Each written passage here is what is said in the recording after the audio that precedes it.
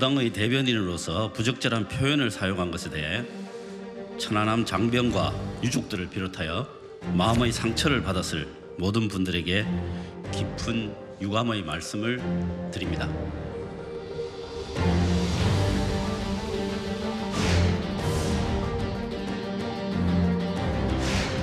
그냥 혼잣말 이렇게 하신 걸로 저는 이해하고 있습니다만 지휘관으로서의 어떤 책임감을 좀 느끼셨으면 좋겠다. 이런 발언이 조금 혼자 좀 강경하게 나오신 걸로 이해를 하고 있고요.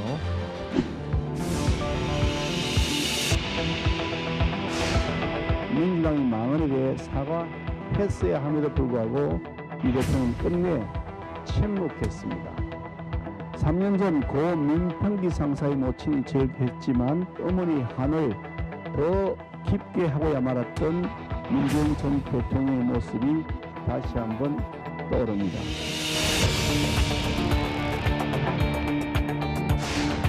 대표님 책임론도 나오고 있는데 혹시 입장 있으신가요?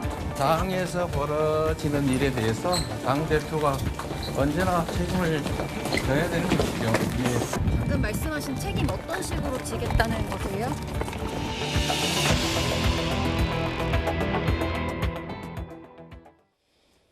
예, 보신 그대로 오늘 뉴스탑10은 바로 여기부터입니다.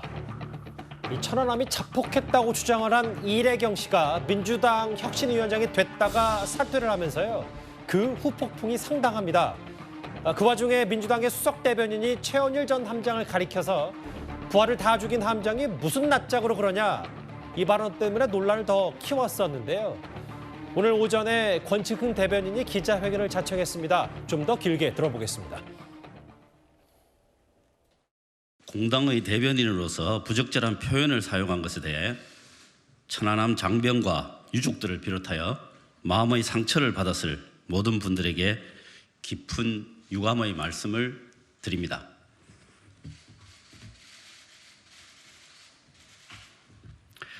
아울러 저는 국회 장관 청문회 과정에서 천안함 사건은 북한의 소행이라는 입장을 밝힌 바 있음을 말씀드립니다. 최원일 함장 만나실 계획은 따로 있으실까요? 선생님, 국힘에서는 징계 얘기도 나오고 있는데 이에 대해서 어떻게 보시나요?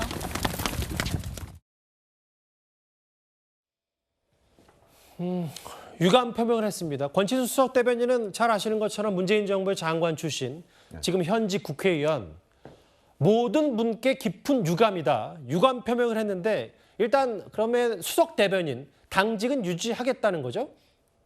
그렇게 보이죠? 아마 저 유감 표명은 이재명 대표하고도 어떤 식으로든 교감을 통해서 나온 것으로 보이는데 문제는 그 최원일 전 함장을 콕 찍어서 얘기를 했던 거잖아요. 무슨 낯짝 뭐 이렇게 해서.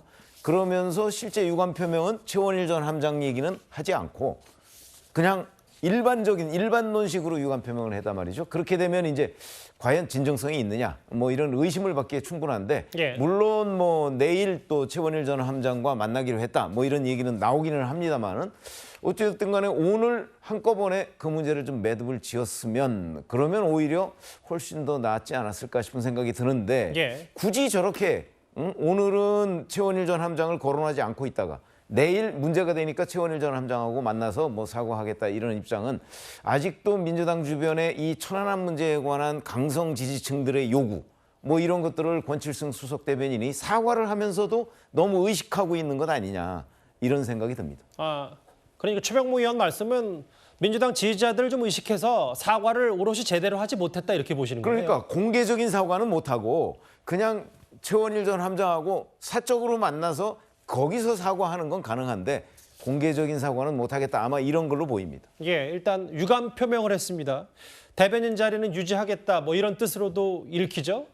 그런데 이 유감 표명 이후에 천안함 생존장병 전후 회장인 전준영 씨가 권칠승 의원실을 항의 방문하기도 했습니다. 바로 현장 보겠습니다. 여기서 기다리고 있습니다. 1시간이 걸리든 2시간이 걸리든 여기 있겠습니다. 여기 보니까 문 열어놓고 편하게 들어오셔도 된다고 써져 있는데 네, 여기 편하게 좀 있다가 얘기 나누고 하겠습니다. 잠시만요. 저는 진짜 정중하게 혼자 온 거고 이게 어떻게 정중하게 오신 거예요? 절차 없이 지금 나왔으니까 이거는 아닌 것 같은데 어떻게 3일씩이나 지난 상황에서 이런 식으로 하지? 그렇다고 당사자분을 우셔가지고 예, 그 상처 많으신 분 오시라고 해서 어떻게 저는 아버지를 모욕해가지고 저는 진짜 지금 제 가게 하는 거 문 닫고 쟁일 잠 못 자고 부들부들 떨면서 왔거든요. 그날 발언이 잘못된 걸 인정하셨으면은 바로 그냥 나와서 언론에다 말씀하고 하셔야 되지. 불편을 드려놓고서 사과 드리는 거잖아요. 저희도 이거 갖고 진짜 그만 하고 싶어요. 저 진짜 힘들거든요. 그냥 좀 사람답게 살게. 예? 진짜 13년 동안 진짜 이 당 진보라는 그쪽에 계신 분들 우리한테 어떻게 한 거 대충을 알고 계시잖아요. 예, 충분히 전화하시고 빨리 사과하시고 하셨으면은 저는 이 사단 안 났다고 봐요. 아, 예. 다소 울먹인 전후 회장 전주영 씨인데 영상 어떻게 보셨어요? 예, 저 일이 있은 지 13년 지나지 않았습니까?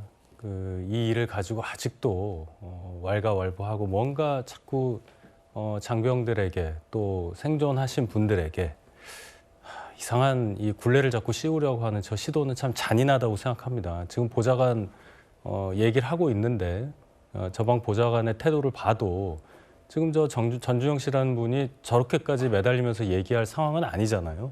그런 가운데서도 뭐 예의가 없다는 이런 얘기가 오가는 이 상황을 보면은 권칠승 의원이 지금 뭐 사과를 한 건지 모르겠습니다만은 아직도 그 마음 깊은 곳에서 우러나오는 진솔한 어떤 사과의 마음은 저 주변에서는 적어도 나오고 있는 걸로 보이지는 않습니다. 진솔한 사과의 마음이 전혀 느껴지지 않는 그래서 저 생존 장병 전주영 씨가 더 마음이 아파하는 그런 장면이라고 생각합니다.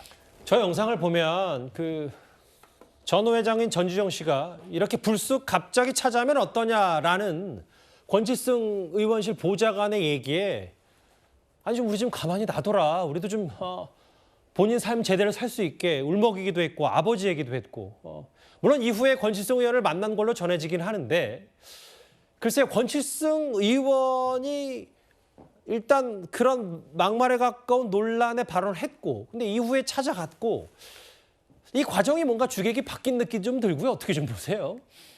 이게 보통 그 아주 기본적으로 확립된 사과의 3원칙이 있어요.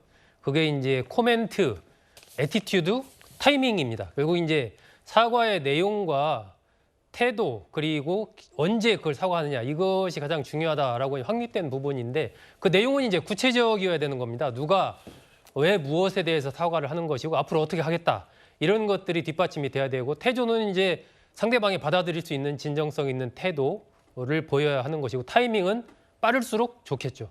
근데 이번 같은 경우에도 사과하는 부분에서 어제 오전 상황에서 이게 발생한 부분인데 타이밍이 일단 늦었고 그리고 내용에 있어서 조금 더 구체적으로 이게 당사자 거론한 당사자가 이제 최전 함장을 지칭을 하는 그런 멘트였기 때문에 최전 함장을 포함한 뭐 이런 것을 좀 더 구체적으로 표현했다면 훨씬 더 좀 낫지 않았겠나 싶고요.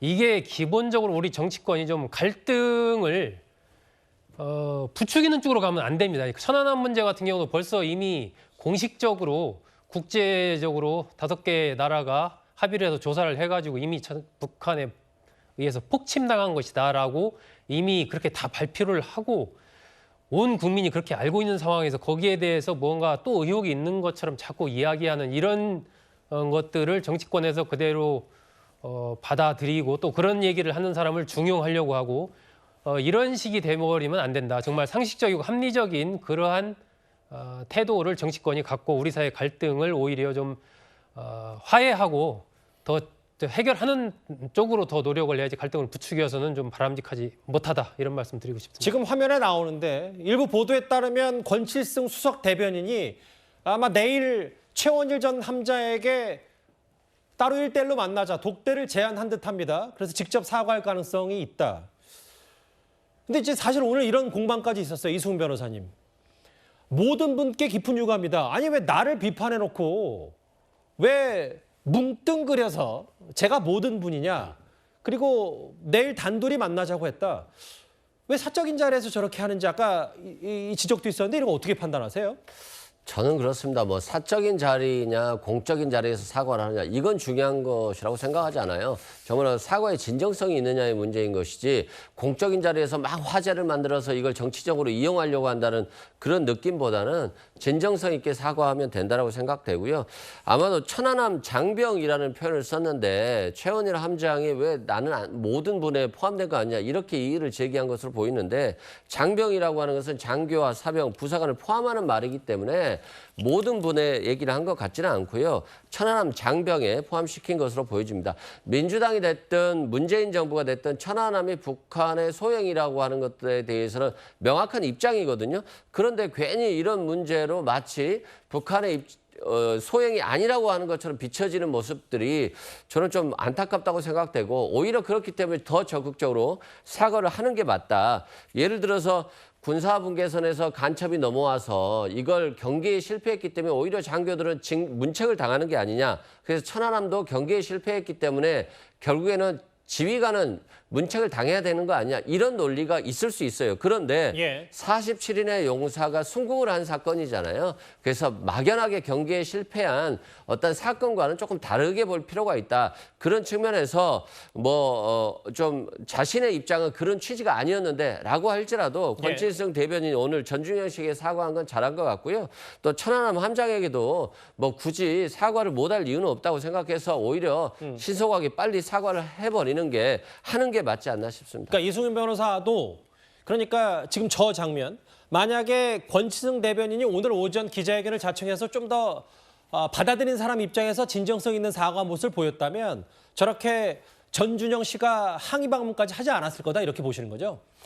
저는 그것과는 큰 연관은 없는 것 같은데 그걸 떠나서 어차피 사과를 했다면 먼저 연락을 해서 사과를 하는 것도 그게 또 좋은 모습이지 않을까 싶습니다. 내일 민주당의 수석 대변인이 최원일 전 함장을 따로 만난다는 얘기도 흘러오니까 저희가 내일 잘 지켜보겠습니다.